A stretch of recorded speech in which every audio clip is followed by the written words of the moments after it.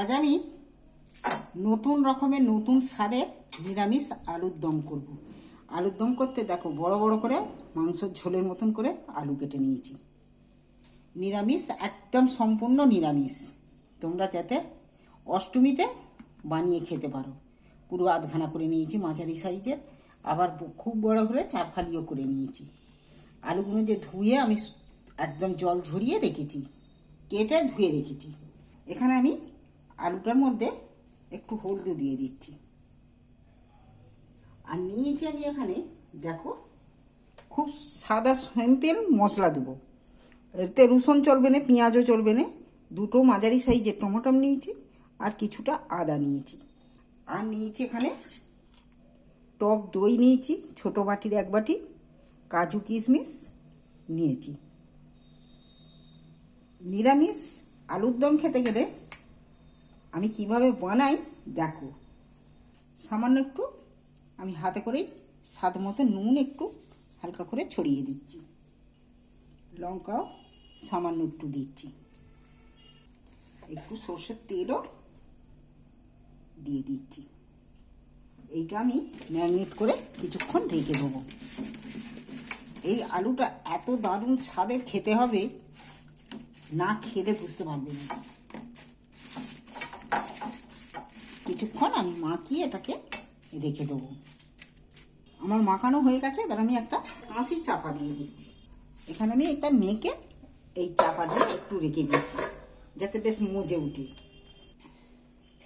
দেখো টমেটোটা কেটে মিক্সারের জারে দিয়ে দিচ্ছি, আদার টুকরোগুলো দিয়ে দিচ্ছি। দিয়ে আমি এটা প্রথমে মিক্সারে একটু দিয়ে নেব। এইবার আমি গ্যাসে কড়া বসিয়েছি, আর গ্যাসও জ্বেলে দিচ্ছি। এখানে আমি কড়ায় তেলও ঢেলে দিচ্ছি, সর্ষের তেল দিয়ে দিচ্ছি। এখানে 2টো নিয়েছি তেজপাতা, 2টো নিয়েছি শুকনো লঙ্কা, আর এখানে 3টে এলাচকে ফাটিয়ে নিয়েছি। 2টো ডালচিনির টুকরো দিয়েছি, 2টো লবঙ্গ, আর গোটা জিরে তার সাথে দিয়ে দিচ্ছি। এইবার ভালো করে এইগুলো আমি তেলের মধ্যে ভেজে নেব। এইগুলো দেখো পুরো ভাজা হয়ে গেছে, একটা সেন্ট উঠে গেছে দারুণ। আর এখানে আলুটা যে আমি মেখে রেখেছিলাম, দেখছো আলুটা কতটা জল কেটে গেছে। প্রায় 5-10 মিনিট রেখেছি, তাতেই জল কেটে গেছে। এইবার আমি আলুগুলোকে তেলের মধ্যে তুলে দিচ্ছি।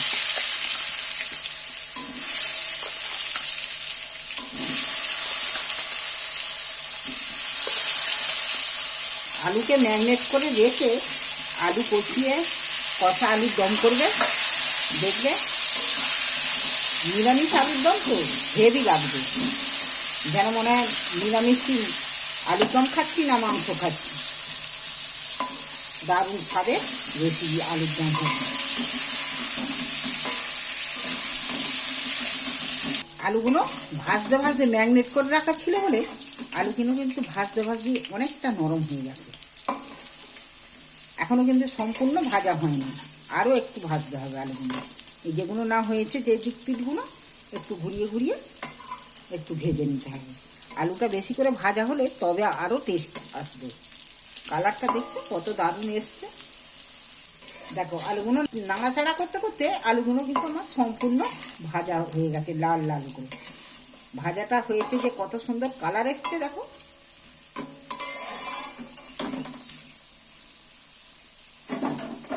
এবার আমি আলুটা একটু তুলে নিচ্ছি।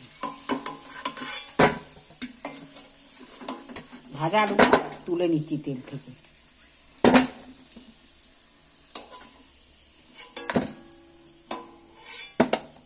আলু ভাজাগুলো এবার আমি সরিয়ে রাখছি। প্রথমেই যে তেল আছে, মিক্সারের জারে যে টমেটো আর আদাটা দিয়েছিল, সেই টমেটোটা দিয়ে দিচ্ছি তেলের মধ্যে।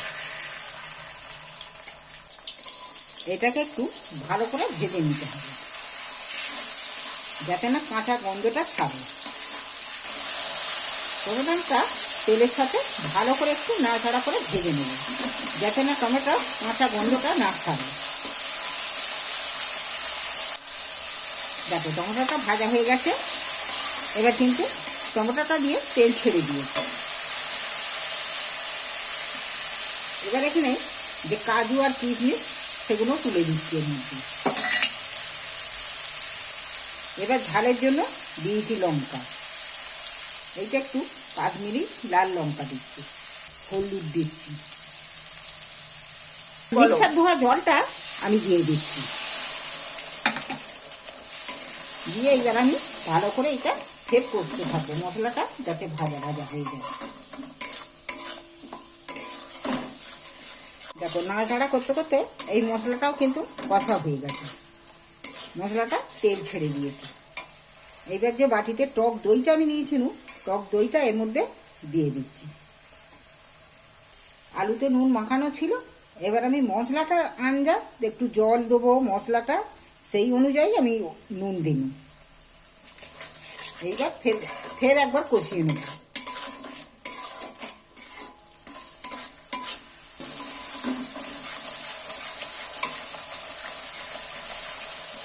মশলা কিন্তু কষানো হয়ে গেছে, মশলাটা দিয়ে তেল ছেড়ে দিয়েছে দেখছো, নাড়তে নাড়তে এইবার আমি ভাজা আলুগুলো এর মধ্যে ফের তুলে দিচ্ছি। এইবার আলুগুলোকে মাখা চাকা করে ভালো করে ফের আলুর সবজি আলুগুলো সমেত মশলাটা ভালো করে কষিয়ে নিচ্ছি।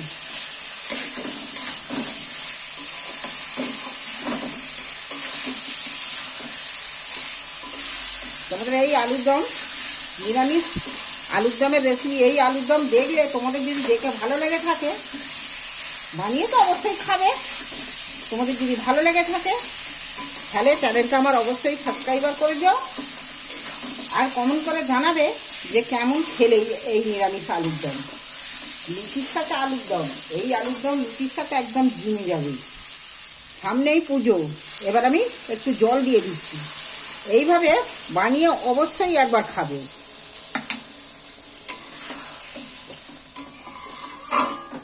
আমি এতে জল বেশি দিচ্ছি না, সেদ্ধ হয়ে যাবে, মোটামুটি সেদ্ধ হয়ে আছে। এবার আমি একটা কাঁচিটা চাপা দিয়ে দিচ্ছি।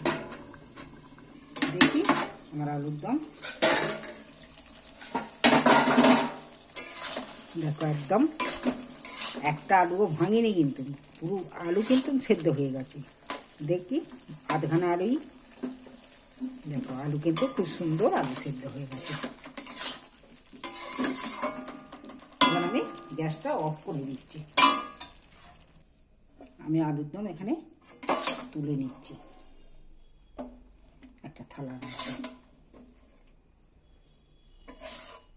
দেখো এই আলুর দম, নিরামিষ আলুর দম আর লুচি দারুণ হবে কিন্তু খেতে। তোমরা একবার অবশ্যই খেয়ে, বানিয়ে না খেলে বুঝতে পারবে না, অবশ্যই বানিয়ে খেয়ে দেখবে। এবার আমি উপরে একটু ধনেপাতা ছড়িয়ে দিচ্ছি। ভালো লাগলে চ্যানেলটা আমার অবশ্যই সাবস্ক্রাইবার করে দিও। আমি কড়া ধুয়ে মুছে পরিষ্কার করে গ্যাসের মধ্যে কড়া বসিয়ে দিয়েছি। এবার গ্যাসটা জ্বেলে দিচ্ছি। লুচি ভাজার জন্য কড়ায় তেল ঢেলে দিচ্ছি।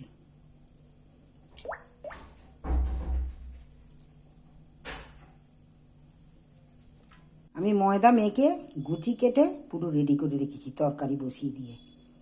এইবার আমি বেলে নেব। এইবার দেখো আস্তে আস্তে আমি বেলে নিচ্ছি।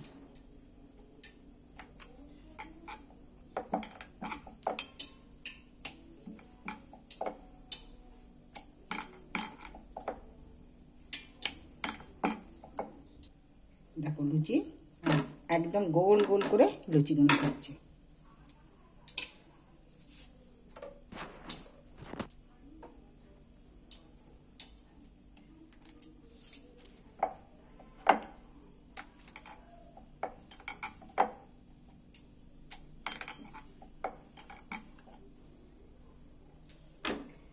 তেলটা গরম হতে হতে লুচিগুলো আমি কিছুটা বেলে নিচ্ছি। তেলটা এবার মনে হচ্ছে আমার গরম হয়ে গেছে। এইবার আমি একটা একটা করে গরম তেলে দিয়ে ভেজে নেব।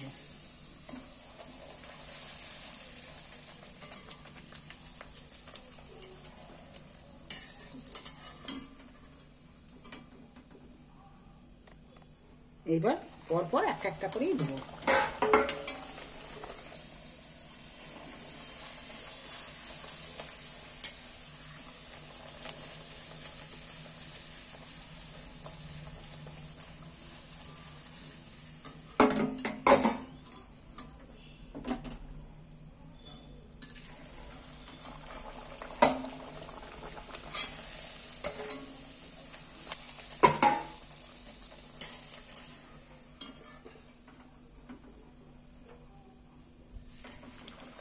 লুচিগুলো কিন্তু দেখছো খুব সাদা লুচি ভালো লাগে না, বেশ একটু হালকা হালকা লাল লাল হবে, সেই লুচি ভালো লাগে খেতে।